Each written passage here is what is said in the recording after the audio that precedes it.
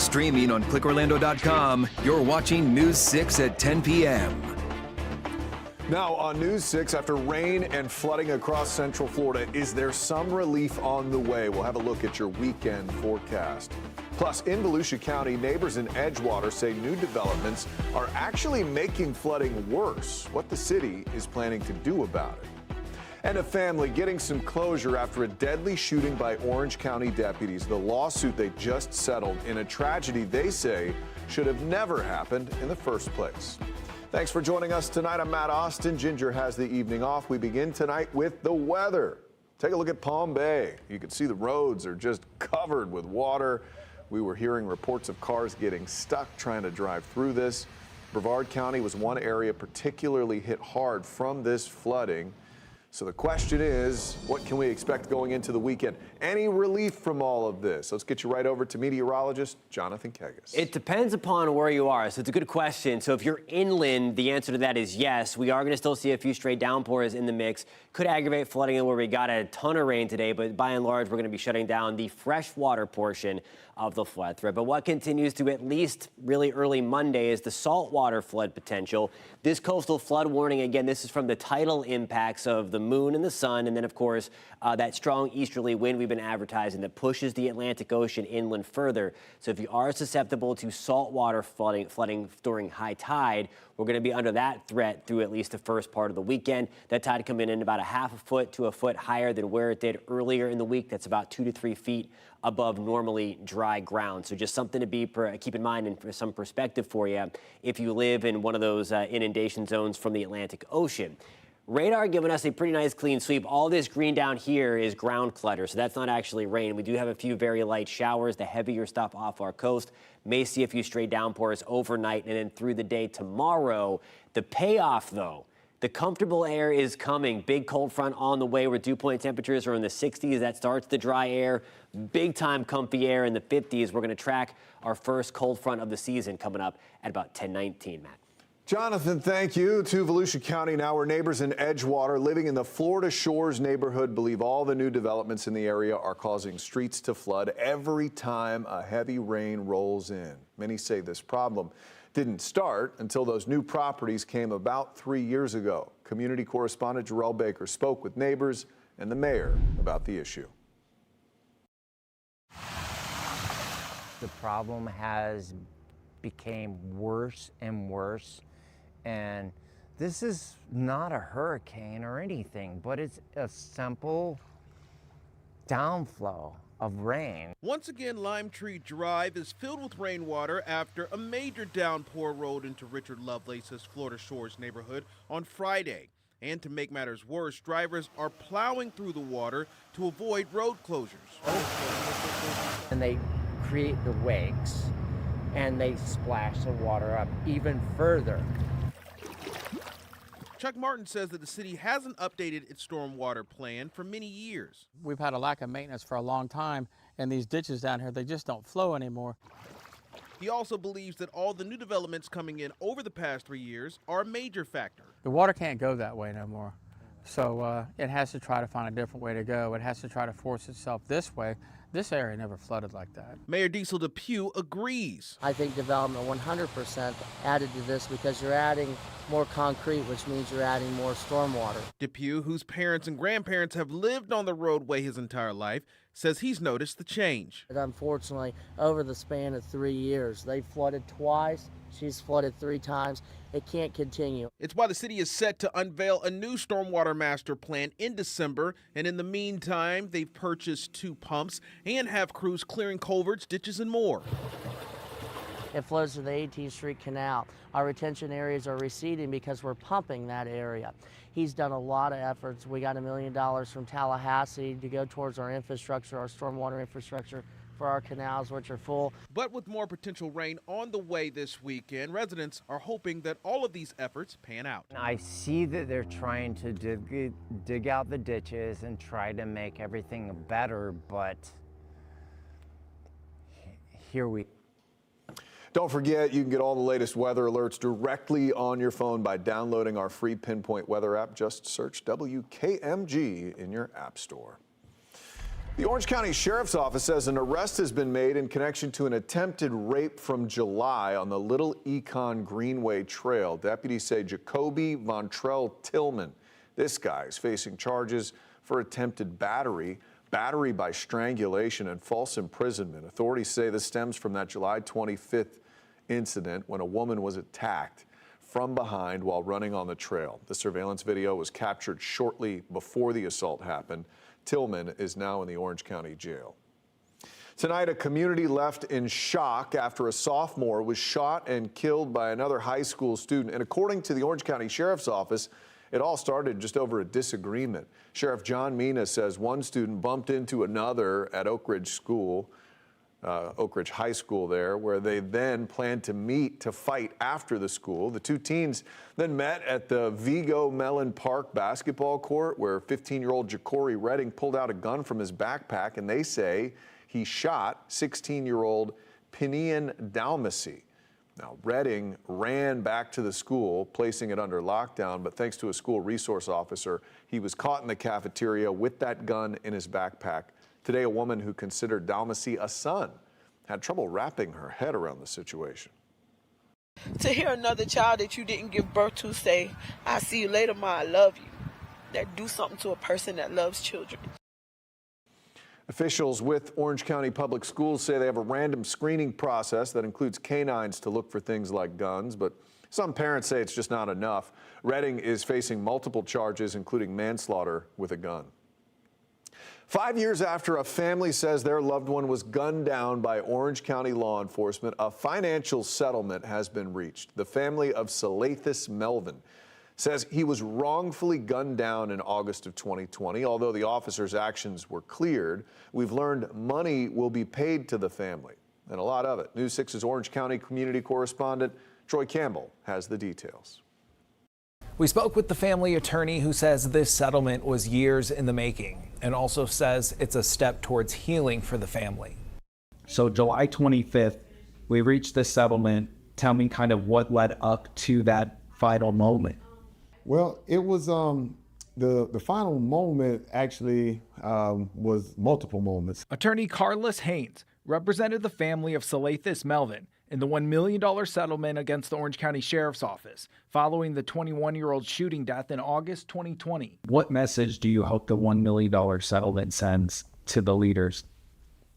Well, I hope, and even though we just saw last month another deputy shot another unarmed person here in Orange County, and they had actually called for help.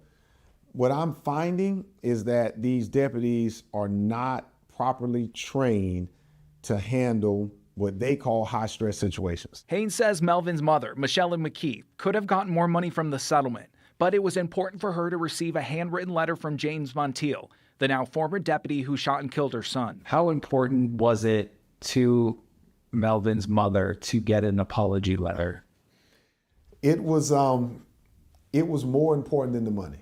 I'm glad you asked me that, because I want to clarify that she left money on the table.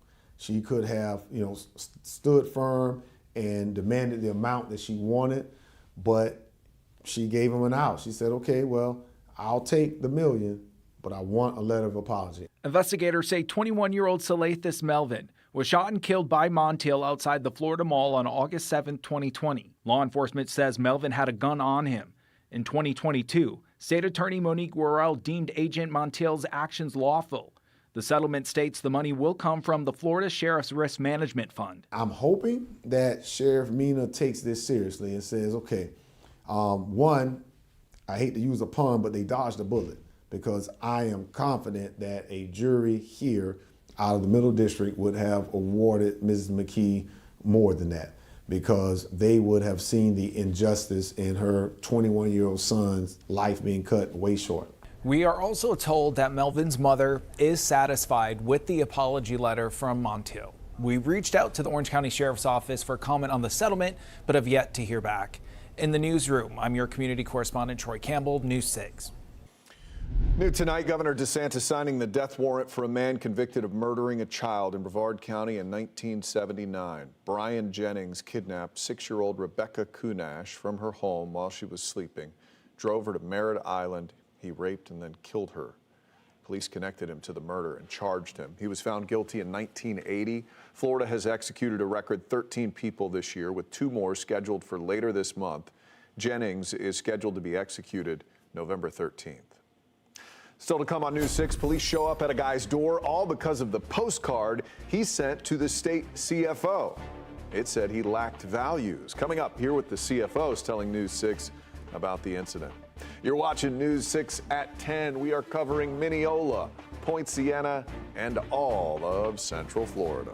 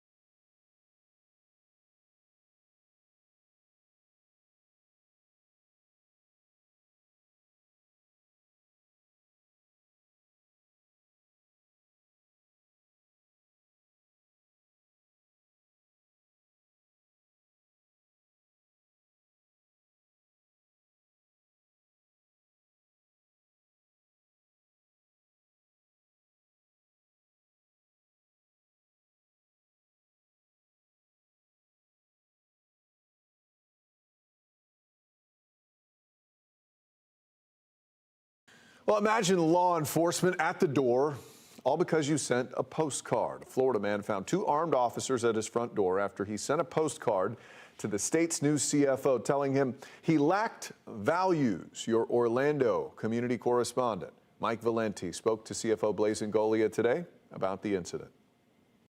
Florida CFO Blaise Ingoglia says he had nothing to do with law enforcement's visit to a man's home in Largo after that man had written a postcard to Ingoglia telling the CFO that he thought he lacked values.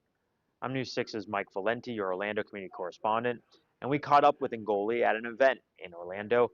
He says that he didn't know anything about the postcard. The state says that this was all about a threat assessment, but the man at the center of this called it a show of intimidation. Well, we were told not to broach this topic, but a lot of people are talking about the visit to Largo by police officers, the individual who, according to his wife, wrote that you, sir, lack values. Did you know anything about that visit? Do you care to comment on this at all? Yeah, look, we sent out a statement. I had no idea. I did not see the postcard. I had no idea that they were looking at the postcard and looking at the background. I had no idea that they were visiting. So none of this was, but I do understand that law enforcement, their job is to make sure that we are protecting the elected officials. The rest is in a statement. We can get a statement to you. Do you think that message constitutes a threat? You lack values? I didn't see it. I don't know what was on the card. I don't know. Values. Yeah, but I'm sure that's not the only thing. I don't know what prompted the investigation, but what I can tell you is I did not order the investigation. I had no idea the investigation was going on. That was our exchange with recently appointed state CFO Blaise Ingoglia, just hours after Florida Vietnam veteran James O'Gara spoke to WTSP in the wake of law enforcement showing up at his home. You know, there's some cops at the door, and he said, did you write a postcard? And he said, well, I've written a lot, you know, and he said, well, did you write this postcard? And held up his phone and showed me the postcard. And I said, yeah, I exercised my First Amendment rights. O'Gara says he's written thousands of messages to federal, local, and state lawmakers, including Florida CFO Blaise Ingoglia. This time telling Ingoglia, quote, "You lack values." Largo police confirmed to O'Gara that the law enforcement officers at his door last week were with the Florida Department of Financial Services Criminal Investigation Division.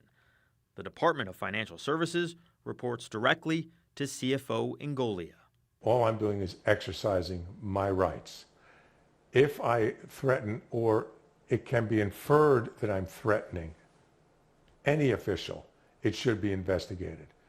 The communications director for Ingoglia did call the incident unfortunate, but stressed that the, quote, decision to conduct the threat assessment was made solely by law enforcement.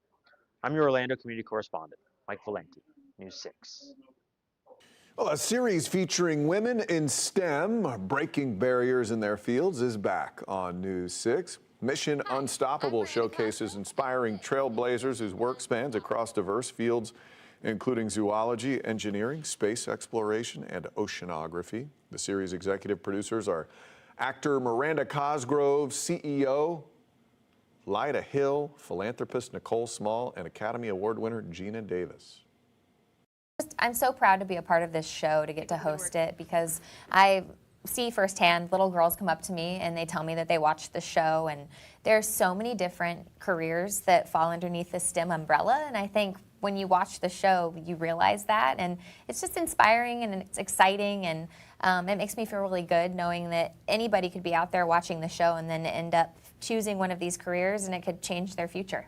We're hearing kids who grew up with the show now telling us that they pursued a career in science when they went to college because they saw something on the show, right? Like it's see it, be it. If you can see an amazing, interesting, fun career, then it makes you want to do that. You can watch Mission Unstoppable right here on News 6. It airs Saturdays at 10 a.m. All right, time to get a check of that weekend weather. It is upon us. Meteorologist Jonathan Kagis.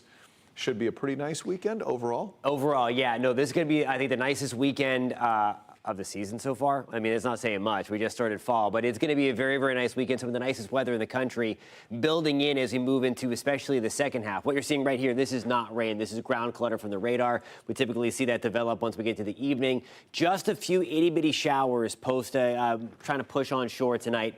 That's what we're going to run the risk of. This should not enhance any flooding that we had today from the rainfall through parts of Volusia and parts of Brevard County. We're going to be dry overnight through the I-75 corridor, even breaks in the clouds, and that's pretty much going to be the same deal tomorrow. Now, not completely dry tomorrow as our coastal storm, and you'll see some rain mainly out into the Atlantic, but it'll kind of pinwheel around it. And every now and then there's 11 o'clock, stray downpour tries to slide right on down the coast, mainly east of I-4, again, just like what we saw today, except nowhere near the intensity. These are just going to be few and far between. There's 5 o'clock in the morning on Sunday.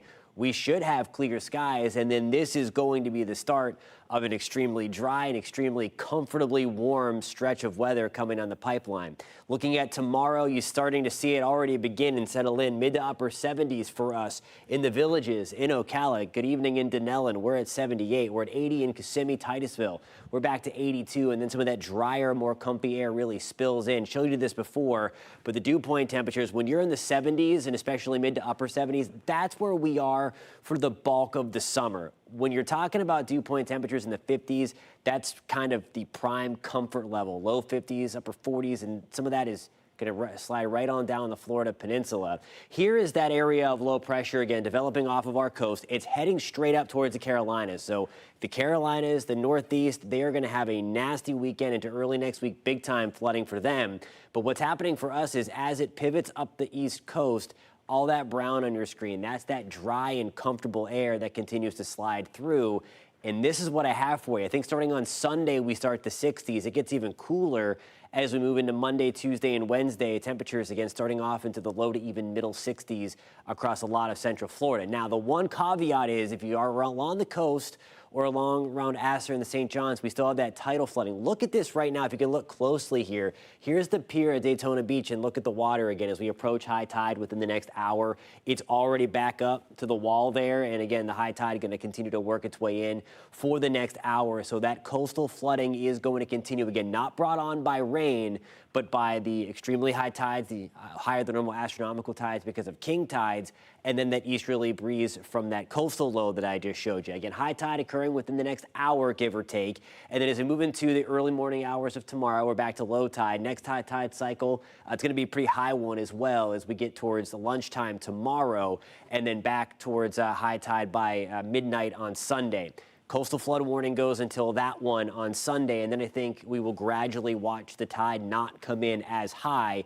So some minor flooding possible into Monday from the tides. But again, don't confuse that with any kind of rainfall because we're not going to have much more coming away. That's all tide related. 83 on Sunday. Look at this 7-day forecast. Mid-80s, lots of sunshine, starting off in the 60s, and that humidity, Matt, it is going away for a little bit. I won't miss it, Jonathan. Thank you. Well, when we come back, do you have any plans this weekend? Meteorologist Michelle Morgan has a preview of the 6 things you can try out for yourself.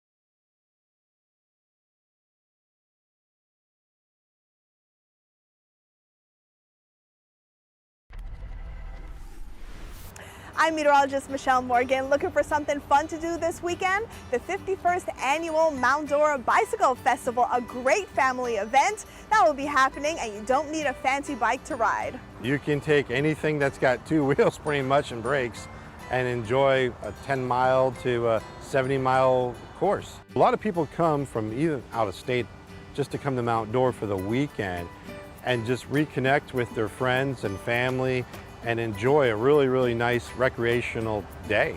The registration fee is $90 and it runs all weekend. The Autumn Art Festival kicks off this weekend in Winter Park at Central Park, running from 9 a.m. to 5 p.m. It's a free event where you can enjoy beautiful works of art, live music, family-friendly fun, and a special featured artist, Holly Austin, Matt's mom, and she'll have her artwork on display. The Orlando Latino Fest is Saturday from 1 p.m. to 7 p.m. at Luminary Green Park. Live Latin music and dance, authentic food, and vendors. It's free and a few isolated showers are possible. The Zoo Boo Bash kicks off this weekend at Central Florida Zoo from 9 a.m. to 4 p.m. Wear your Halloween costumes, trick or treat through the Not So Scary Zoo, and enjoy games and candy. It runs every weekend through October.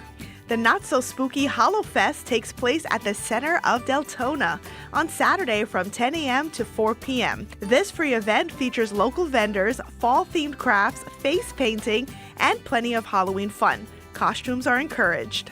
The 16th annual Dia de los Muertos Monster Party runs outside of City Arts Orlando.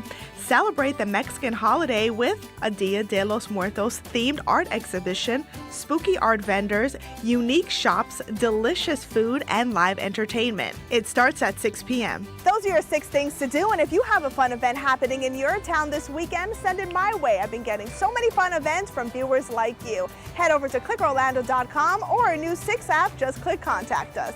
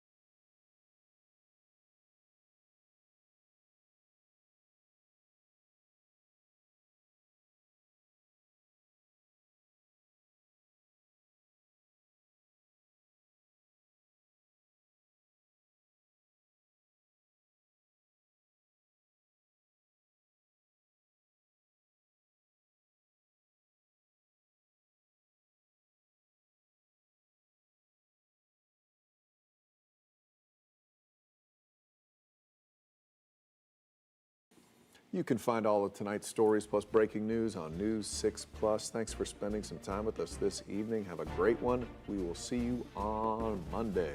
Enjoy that weekend.